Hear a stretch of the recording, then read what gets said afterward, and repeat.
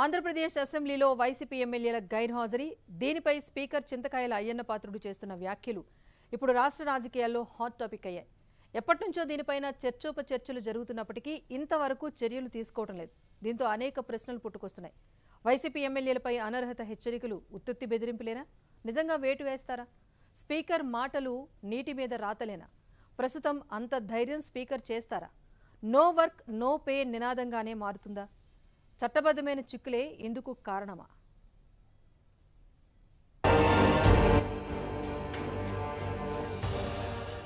అసెంబ్లీకి వైసీపీ ఎమ్మెల్యేల గైర్హాజరుపై కొత్త అసెంబ్లీ కొలువుదీరినప్పటి నుంచి చర్చ జరుగుతూనే ఉంది.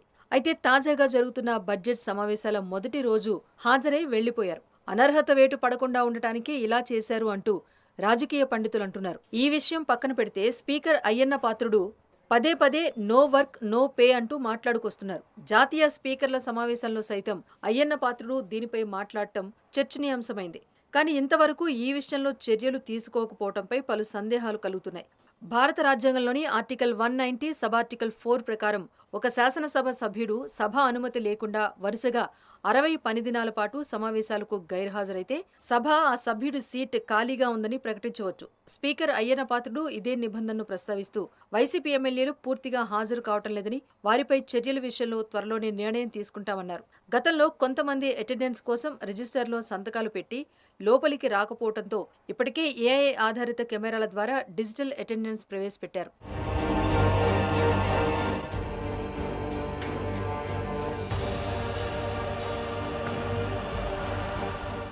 వైసీపీ అధినేత జగన్మోహన్ రెడ్డికి ప్రతిపక్ష నేత హోదా ఇవ్వకపోవటాన్ని నిరసిస్తూ ఆ పార్టీ ఎమ్మెల్యేలు అసెంబ్లీ సమావేశాలకు దూరంగా ఉంటున్న సంగతి తెలిసిందే. సభలో తమకు మాట్లాడే అవకాశం ఇవ్వరని, అందుకే ప్రజాక్షేత్రంలోనే తేల్చుకుంటామని వారు వాదిస్తున్నారు. స్పీకర్ దృష్టిలో ఇది రాజ్యాంగ విధిని విస్మరించటమే.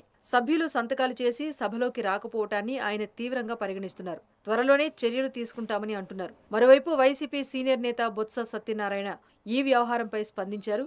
రాజ్యాంగ పరిధిలో దీనికి సంబంధించి ప్రస్తావన ఉంటే ఏ నిర్ణయానికైనా తాము సిద్ధమని, కానీ కక్ష సాధింపు చర్యలకు దిగితే మాత్రం ఊరుకోబోమని హెచ్చరించారు. 60 రోజుల లెక్కింపులో సభ వాయిదా పడినా లేదా ప్రొరోగైన రోజులను మినహాయించాల్సి ఉంటుంది. ఈ సాంకేతిక అంశాలను వైసీపీ ఆయుధంగా చేసుకునే అవకాశం ఉంది. ప్రభుత్వం గనక వేటు వేస్తే న్యాయ పోరాటం చేయాలని వైసీపీ భావిస్తోందట. వైసీపీ ఎమ్మెల్యేలపై అనర్హత వేటు వేయటం అనేది కూటమి ప్రభుత్వానికి రెండు వైపులా పదునున్న కత్తి లాంటిది. ఒకవేళ 11 మంది ఎమ్మెల్యేలపైన వేటు వేస్తే ఆ స్థానాలకు ఉప ఎన్నికలొస్తాయి. ఇది ప్రభుత్వంపై ఆర్థిక భారం కావడమే కాకుండా వైసీపీకి సానుభూతి పవనాలు వీచే అవకాశం ఉంటుందని కొంతమంది విశ్లేషకుల అభిప్రాయం. ఇంకోవైపు ప్రజాప్రతినిధులు బాధ్యతారాహిత్యంతో వ్యవహరిస్తే సహించేది లేదు అనే గట్టి సందేశాన్ని ప్రజల్లోకి పంపటానికి ప్రభుత్వం ఈ సాహసం చేసే అవకాశం లేకపోలేదు అన్న చర్చ కూడా నడుస్తోంది. అసెంబ్లీకి వెళ్లకపోవడాన్ని ప్రజలు కూడా సమర్థించరని కొంతమంది నేతలంటున్నారు.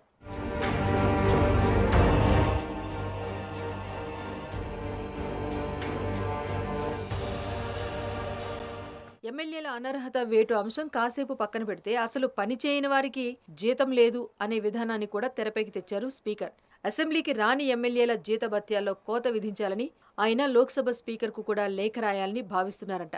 ఇదే కనుక జరిగితే దేశవ్యాప్తంగా ఒక చర్చకు దారితీస్తుంది. ప్రజాప్రతినిధుల జవాబుదారీతనంపై వస్తున్న ఈ ప్రతిపాదనలకు ప్రజల నుంచి మద్దతు లభించే అవకాశం కూడా ఉంటుంది. అనర్హత వేటు విషయంలో స్పీకర్ నిర్ణయమే అంతిమం అయినప్పటికీ అది న్యాయ సమీక్షకు లోబడి ఉంటుంది. ప్రభుత్వం నిజంగానే వైసీపీ ఎమ్మెల్యేలను ఇంటికి పంపాలని నిశ్చయించుకుంటే రాజ్యాంగపరమైన చిక్కులు లేకుండా పక్కాగా అడుగులు వేయాల్సి ఉంటుంది. మరోవైపు వైసీపీ కూడా తమ ఎమ్మెల్యేలను కాపాడుకోవటానికి ప్రత్యామ్నాయ మార్గాలను వెతుకుతోంది. అందుకే అనర్హత వేటుకు ఆలస్యం అవుతుందని మరో వాదన వినిపిస్తోంది. అనర్హత వేటు ఆలస్యమైనా నో వర్క్ నో పే విధానాన్ని అయినా అమలు చేస్తారో లేదో అనే సందేహాలు కలుగుతున్నాయి. దీనికి రాజ్యాంగపరమైన చిక్కులున్నాయా అనేది ఇప్పుడు పెద్ద ప్రశ్నగా మారింది. దీంతో ప్రస్తుతానికి స్పీకర్ ఈ అంశంపైన చర్యలు తీసుకునే అవకాశాలు తక్కువగా ఉన్నాయని చెప్పొచ్చు. ఏది ఏమైనా స్పీకర్ నిర్ణయం తీసుకుంటే మాత్రం ఇది సంచలనంగా మారుతుందని రాజకీయ విశ్లేషకులు అంటున్నారు.